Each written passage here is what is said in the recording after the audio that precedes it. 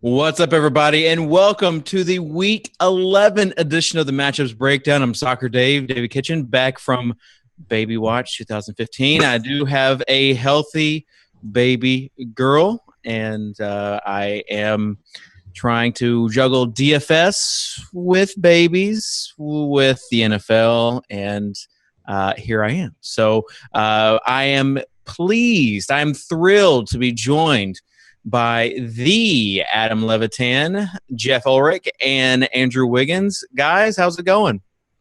Good to have you back, Dave. Welcome back. Congrats. Dan Strafford only did like a 10% better job than you. It wasn't like it was a full 100% or anything like that. Well, that's good. That's good. I'll take a 10% edge right now for Strafford. So that's better than what I was expecting. Someone said that I was going to be the Wally Pipp of DFS. So much better than what I expected. Let's start off with the Thursday night game, though. We've got the Titans at Jacksonville, and this is kind of like an ugly game, but with the Andrew Luck injury, now that they're potentially playoff implications here, and there are some playmakers on both sides. So Adam, I'll start with you as far as, are you going to fade or not the Thursday night game? Yeah, I'm fading this game, and let's be honest, who would be watching this game if not for fantasy sports? It would get like a 0.2 rating or something like that. Yeah, I think the game, there's certainly some playmakers. The Titans have played far better pass defense though than people realize. Like last year, Bleedy Reed Wilson and these guys were just the worst ever. But this year, they have top 8 pass defense DVOA. I don't think it's the best spot ever for Allen Hurns, who's hurt. I don't think it's the best spot ever for Allen Robinson, who kind of disappointed people last week. And with TJ Yeldon priced up a bit, I thought that Denard Robinson might be a play when it looked like Yeldon might sit. But now Yeldon looks like he's going to go at less than 100%. Hurns is going to go at less than 100%. I think it's a pretty good fade. All right, Geoff, as far as Robinson, Mariota, are these strictly GPP plays? Yeah, Robinson definitely is. I totally agree with Adam. I really like the spot for the Titans defense. They've been limiting wide receivers all year. I don't think they've even allowed one 100-yard game to a wide receiver. So there's just not much upside there this week. I would take a look, if you're playing like a Thursday primetime league at Mariota and at Delaney Walker, because I think that the Jaguars are a pretty weak team. Their secondary is not good. I could see Mariota breaking out. He's done well against weaker defenses this year, so it's certainly might be a bounce back spot for him. But outside of like a primetime league or a Thursday, Monday night league or something like that, I'm not going to touch this game. There's just not much upside. Andrew, I missed your tight end whispering last week. And of course, talking about football here, but what did you have to say last week? Did you think you got back on track? I can't even remember, Dave. Not the NBA's going. Everything's a complete. A comment on the tight end from this game. I do like Delaney Walker, but the thing about him is I don't think he's not really a standout play. I have him as a very similar play to Antonio Gates and Kelsey, who are the same price. So I think I'll probably look to preserve the flexibility and not get that roster spot locked in, just so I can, if I decide to go a different direction, maybe cheaper down to like an Ebron or spend up for a Gronk. If I want to do that with my Thursday lineup by Sunday, I can do that. And then the other consideration, like Geoff said, is the Titans D at 2,400. There's not much to like at defense this week. So I do think going cheap is a very viable strategy.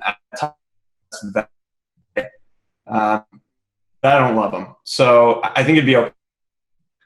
And I'll probably just leave things open for this weekend so I can kind of go any direction that I please.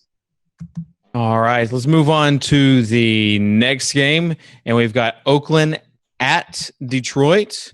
So we'll start with Andrew, you leading off on this one. Yeah, I really like this game overall. I think it's got some shootout potential. Both the teams have pretty reasonable team totals. I think 23.75 for Detroit, and Oakland is like 24.5, I think. So pretty solid for those teams, especially for Oakland on the road. It's in the Dome, which is starting to become more relevant at this time of the season.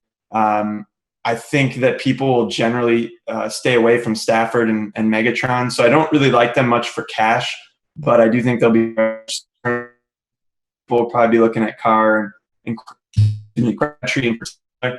And you can spend up a little bit and get to Amari Cooper, who I think is, he doesn't have as many targets and he doesn't have as many touchdowns, but he's definitely the better wide receiver. He's got more of that big play ability, so I like him a lot for tournaments. And then you can even look at Latavius Murray. He hasn't found the end zone much, but I think it's going to move more his direction. There's just a lot of good plays in this game.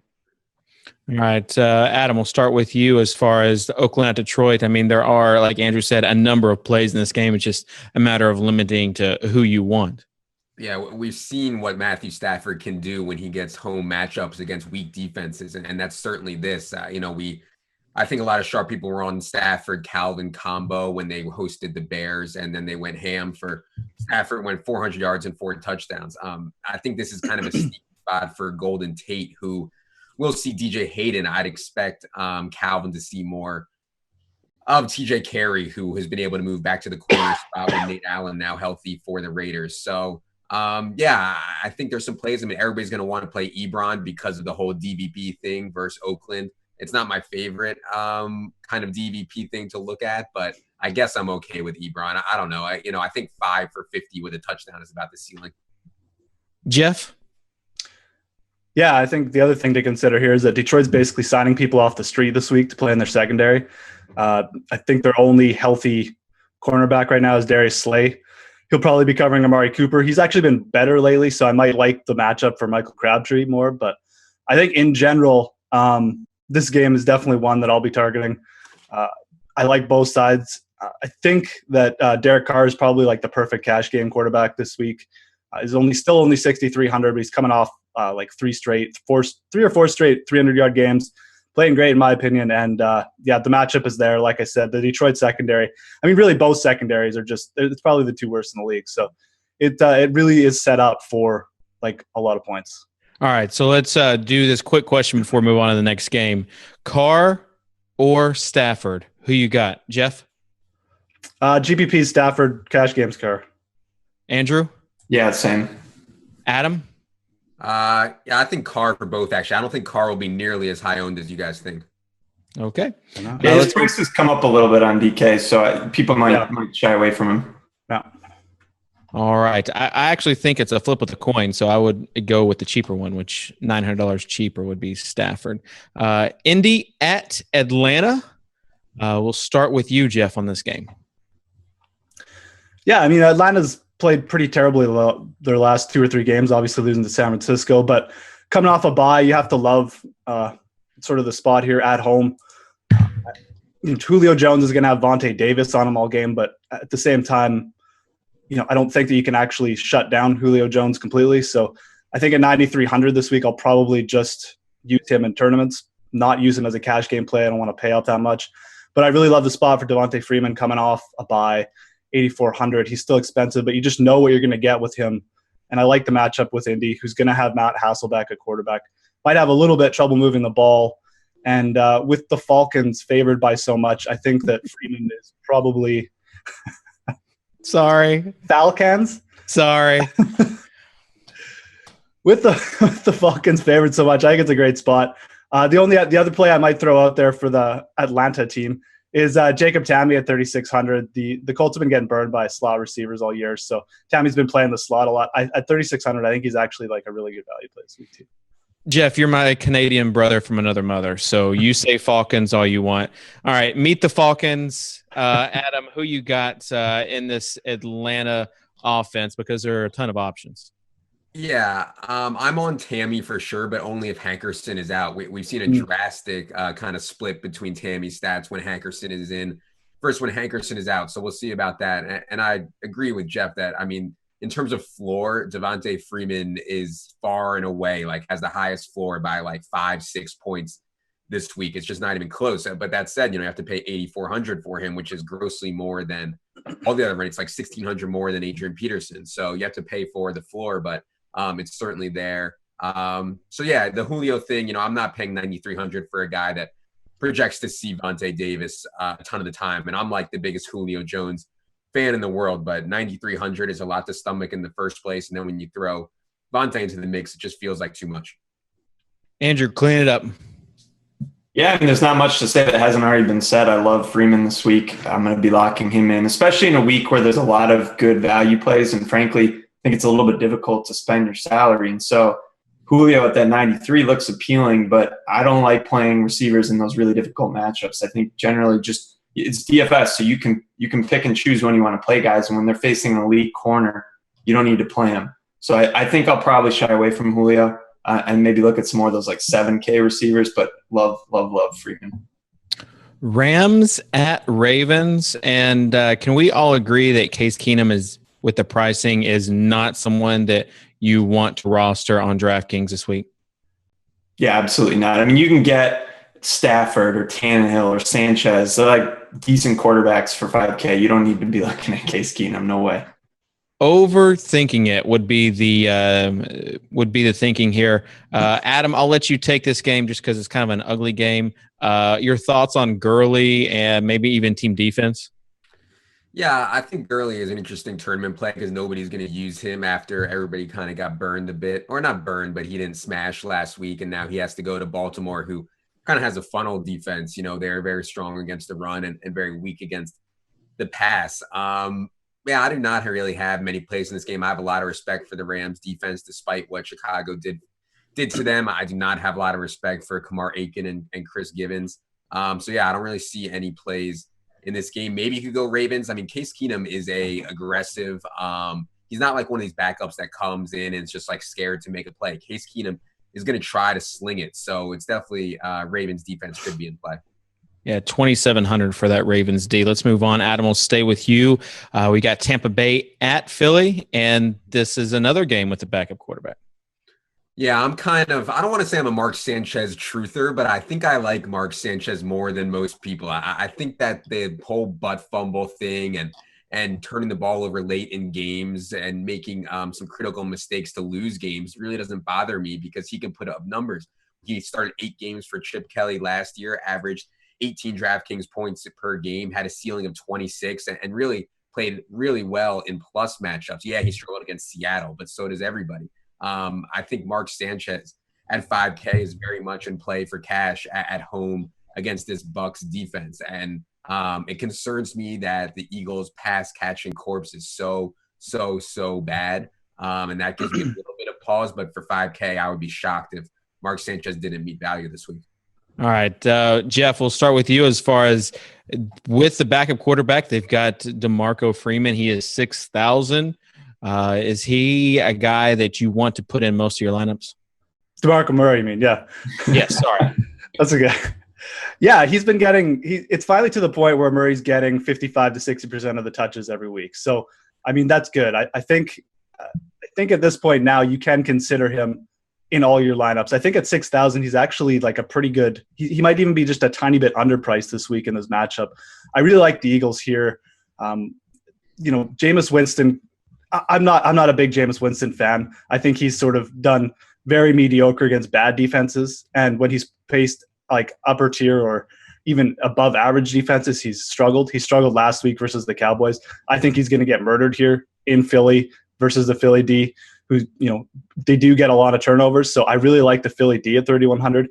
And I think correlating them with Murray probably isn't a bad idea this week. I don't know if I'd go with Murray in a cash game. I think Adrian Peterson is only 6,800. I think he might be a little bit better play this week. But I do really like the spot for the Eagles D.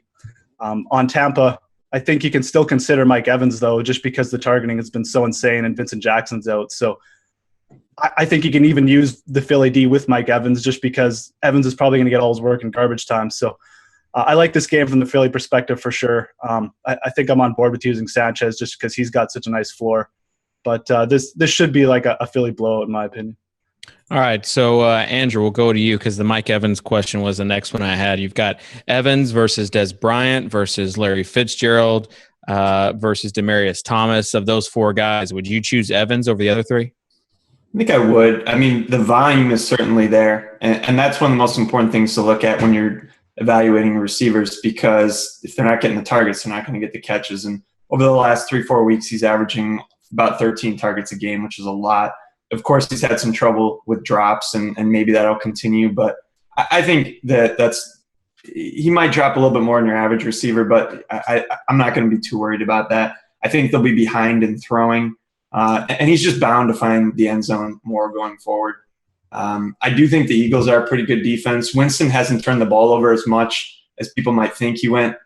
He had all those turnovers and then thrown an interception this past two. So he's certainly still capable of throwing, but I think he's gotten that a little bit more under control. But like I said earlier, there's not a lot of defenses I like this week, so the Eagles are up there towards the top for me.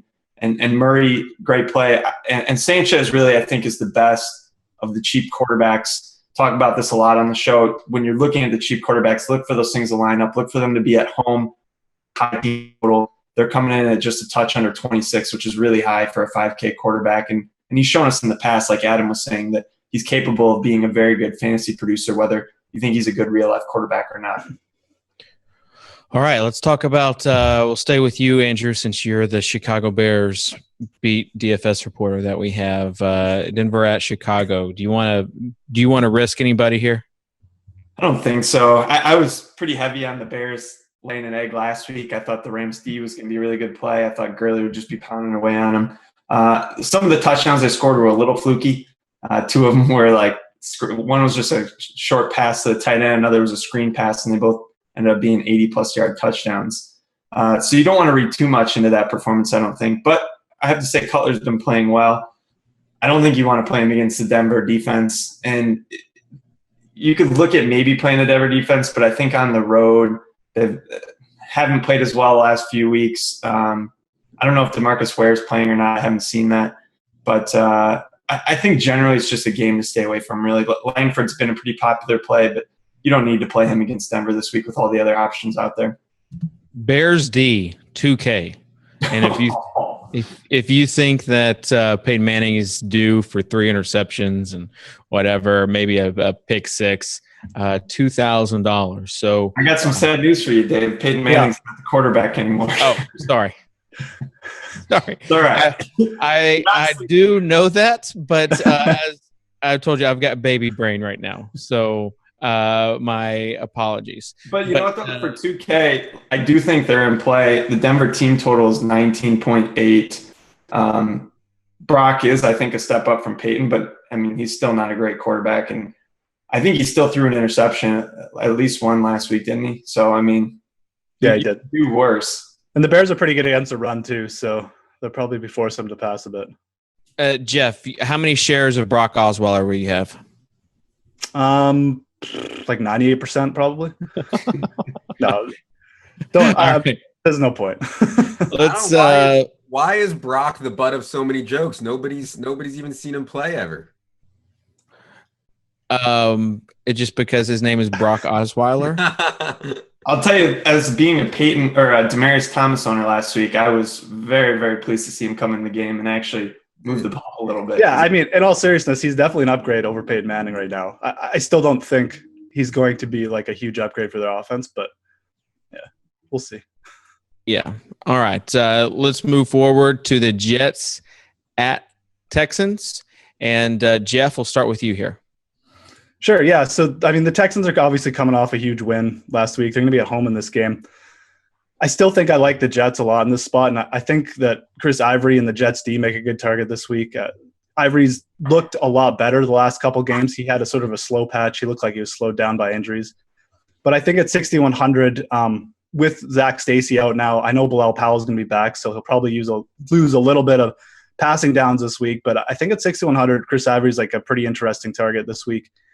I see the Jets bouncing back here. I think this is sort of a matchup between two sort of defensive-oriented teams. But with TJ Yates potentially starting for the Texans, I think the Jets D is definitely in play. And I like pairing them with Chris Ivory a lot. So I think for me, that's the main play that I'm looking at from this game. Andrew? Yeah, I think the Jets are at home, but I think they're much in the conversation with some of these other teams like the Eagles. If you're looking at that 3K price point, to me, it's probably either the Eagles or the Jets, or you can go much cheaper with like the Titans or the Bears. Those are kind of all the defenses I'm looking at. As far as offensive players, I think Chris Ivory is a little too expensive for me. And the same goes for Decker and Marshall. Just a little too expensive with some of the other receivers priced around them. So I don't think I'll really be looking at any of the offensive options here.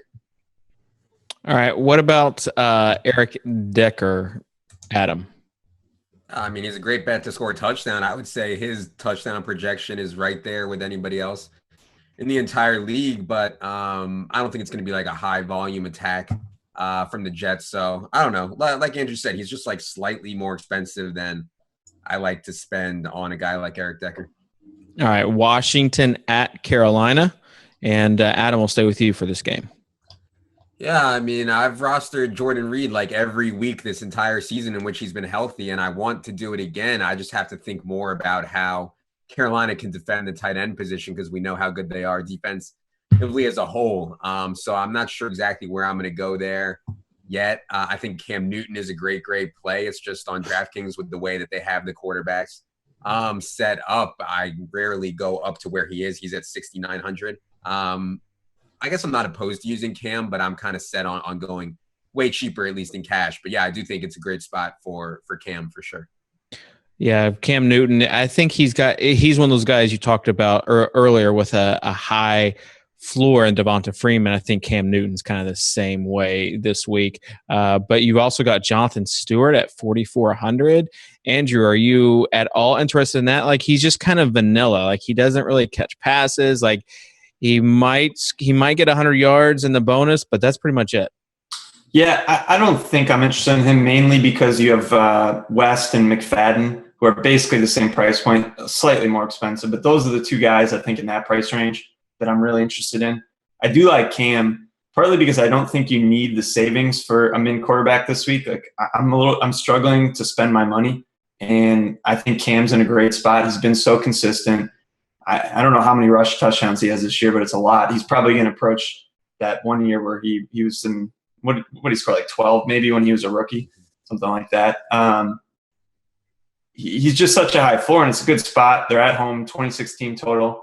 I like him a lot. Not really looking at any of the pass catchers. Olsen's kind of like with Decker, like he's a really solid player. He's done very well, but I think he's just a little too expensive on DraftKings, and I'll probably go more for those like 4,900 tight ends.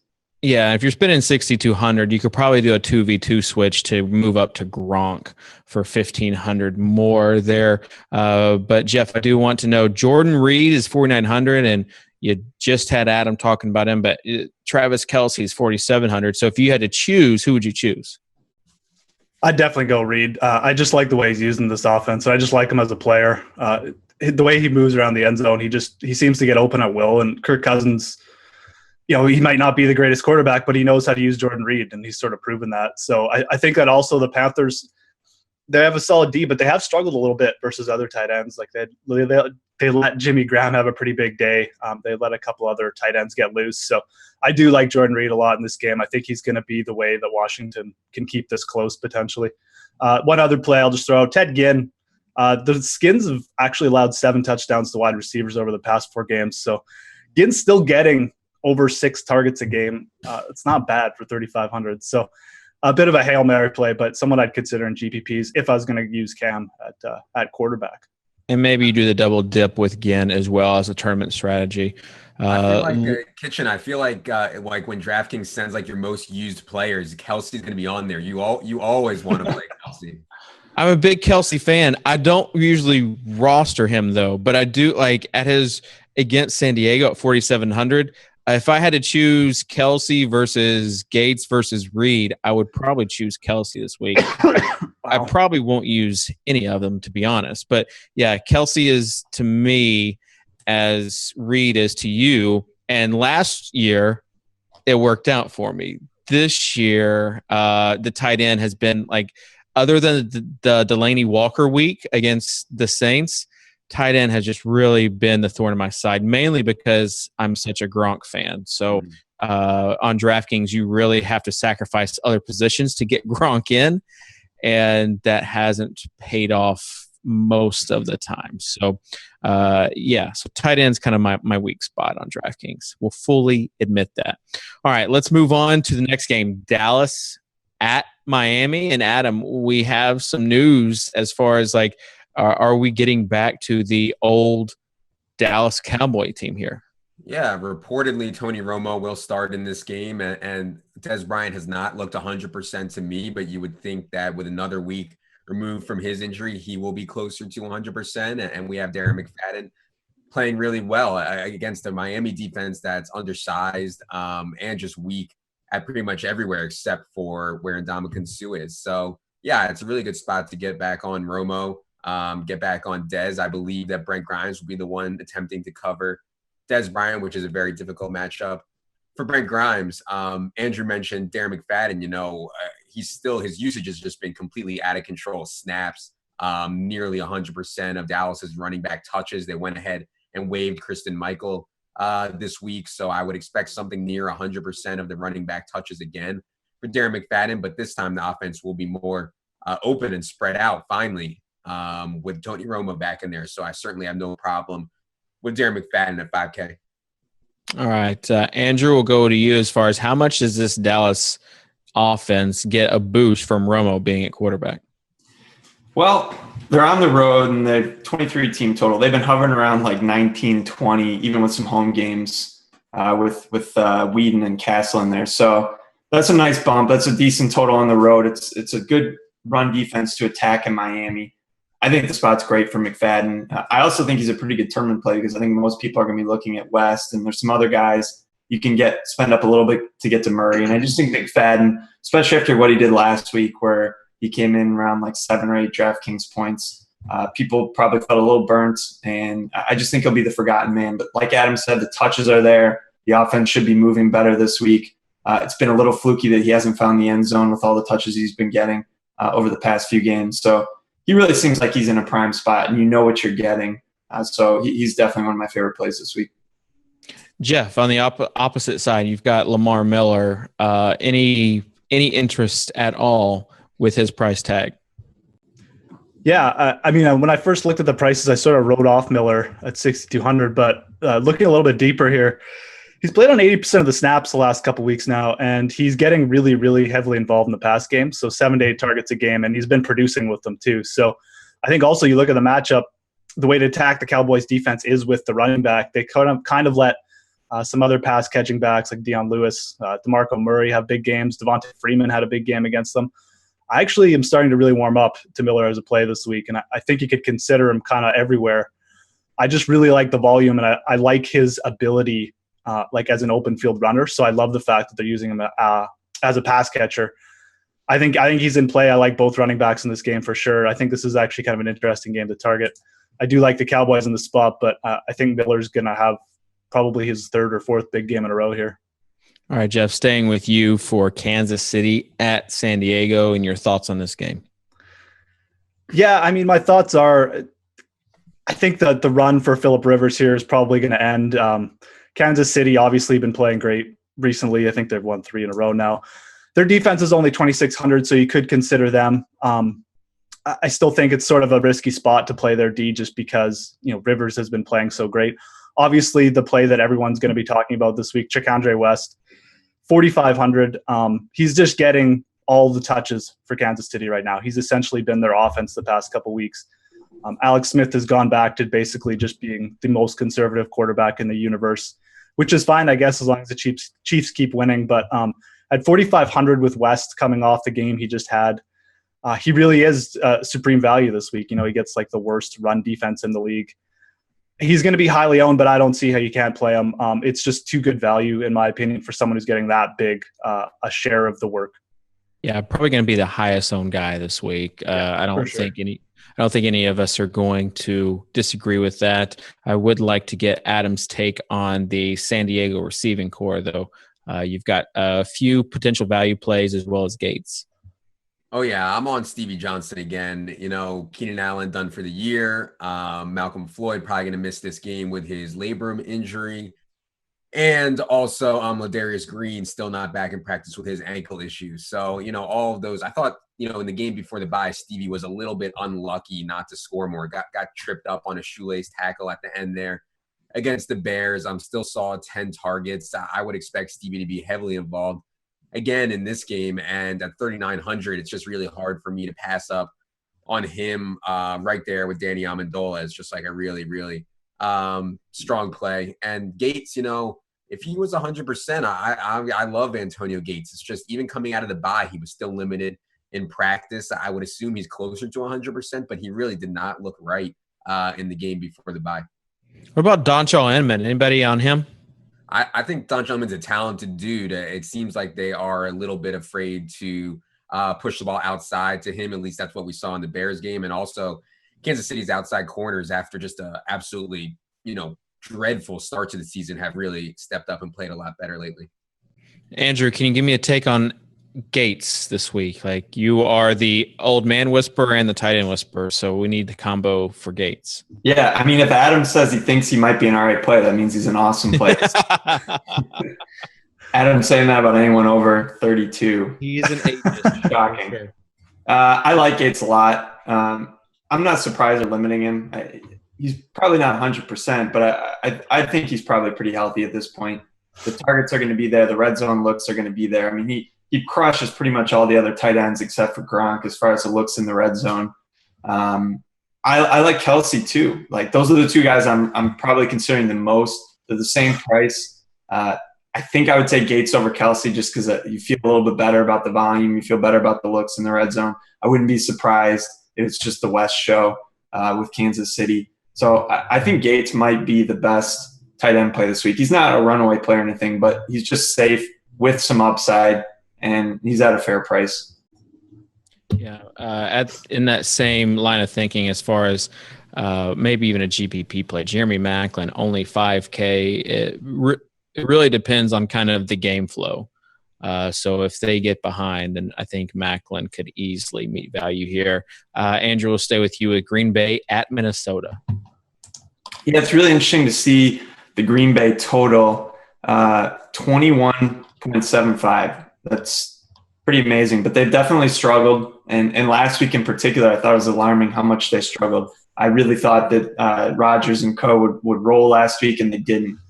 They finally moved the ball a little bit at the end, but I'm concerned about them. So I don't think I'll be looking to any of the Green Bay players this week. You've got the situation at running back. It sounds like Lacey's going to be back, so I think that'll take Starks out of play. As far as Minnesota, they've been committed a lot more to the run lately, and that's good news for Peterson. He doesn't catch a lot of passes, which is always a bit of an issue on DraftKings, but his price is cheap. It's $6,800. Like Geoff was talking about liking Lamar Miller, and I think Miller's a fine play, but you can spend $600 more and get Adrian Peterson, and he's looked pretty darn good lately, and he's getting all the touches. And he's as likely to find the end zone as anyone. So I think I'll be giving him a long, hard look this week.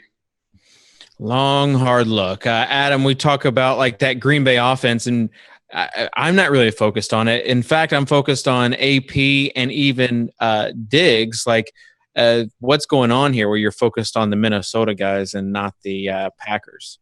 Yeah, so the problem with using guys against Minnesota in general is they play so slow and they get so few plays off per game. They're so run committed.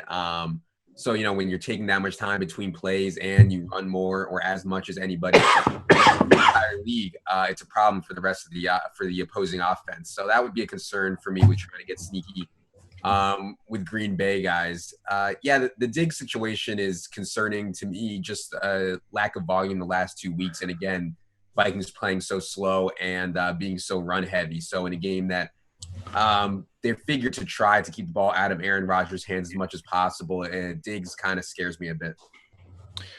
Geoff, we'll go to you for this San Fran at Seattle game because it's kind of a gross game. So I figured what better guy to take this game than Geoff Ulrich. I'm pretty gross right now because I'm battling a cold, so this is perfect. This sets up well. In all seriousness, there's not even much to say on the San Francisco side. I think this is a horrible spot for Blaine Gabbert. If people look at his performance versus the Falcons and decide he's a good play or something, then, more power to them, but it's probably not going to work out. Paying up for the Seahawks defense is definitely something I'll be considering in tournaments. I think that with how expensive they are, they could be extremely low owned, and I think they're in a good spot for a huge game here. As far as any actual other players, you could consider Russell Wilson. He's cheap at 5,900. He's always capable of busting out, a semi-big game with his legs and maybe throwing at least 2 or 3 touchdowns in this game. But this is just one you just probably should just move on, put an X through it. There's really not that much. There's really not that much upside. The point total's tiny. I'm just avoiding this game personally. Yeah, and the problem with using Russ is that you don't know who the quarterback is or the wide receiver is going to be or the tight end. So you don't know if Graham's going to show up, if Doug Baldwin. Like, you don't want to put your faith in Doug Baldwin. So most likely you're rolling out naked Russ, just him by himself. And that doesn't inspire confidence either. So I agree with you. Just kind of stay away from this game. Cincinnati at Arizona, though. Geoff, I'll let you take it. Yeah, this is a really interesting game. I think a lot of people are going to be targeting this game as sort of an offensive shootout. And I've kind of got it targeted more as I think these two defenses are actually going to sort of cancel each other out. I think this might be more of a defensive struggle than people think. Arizona's coming into this game a little bit banged up. Both Michael Floyd and John Brown potentially are going to miss this game or be playing limited. That really doesn't help because the Cincy secondary has been so good. They almost completely shut down DeAndre Hopkins, except for one amazing play last weekend. So I don't know. And then on the other side, you have Andy Dalton coming off his worst game of the year, dealing with Patrick Peterson and the Arizona secondary. So I don't know. I mean, I don't have any real confidence in either side, like either confident plays on either side, I should say. I think that you could target some of these players for like a GPP or a tournament, but I'm not about to pay up for Tyler Eifert after his performance last week. I'm not about to pay up for Andy Dalton. And I don't really like Arizona's spot with their wide receivers hurt. So maybe that's just me, but that's the way I'm kind of approaching this game this week. Yeah, and I think going off of that, and Adam, I'll get your take here, but John Brown, they've said his hamstring is still obviously an issue. And then you also have Michael Floyd, who did not practice. If those two guys are out, it seems like Larry Fitzgerald is a safe play. But last time I said that, he's seriously disappointed on a Monday night. But it seems that way still, that Fitzgerald will get a lot of targets. Yeah, he doesn't have the easiest matchup in the world against Leon Hall, but I think that Fitz, if those two guys are out or limited, he would certainly be. Right now I have Mike Evans slightly ahead of Fitz, but if those two guys were out, I would feel better about playing Fitz. The problem is this is a Sunday night game, so we might not know the answer to that before lock at 1 o'clock. The play on the Bengals side for me is Marvin Jones. I would fully expect Patrick Peterson to shadow AJ Green. It looks like Tyrann Mathieu is going to dominate in the slot where you see Eifert, where you see Mohamed Sanu, and that would leave Marvin Jones with the best matchup out there against Trod Powers. So Marvin Jones has been playing at least 80% of the snaps, getting 8 targets per game, and he's 4,300. I think if you're trying to be sneaky and get away from Amendola and get away from Stevie Johnson, that Marvin Jones is in play. Yeah, an excellent leverage play there. Andrew, anything to follow up on this game? No, just if we get some clarity on Floyd, he's a really nice play. But other than that, I won't be touching anyone in this game. All right. Well, Andrew, we'll stay with you, and we'll give you the honor of the Monday night game, Buffalo at New England. And this one could be a decider in some GPPs and some cash games. Like, there should be a lot of players in this. And probably the guy who's going to rival West is Amendola as far as ownage.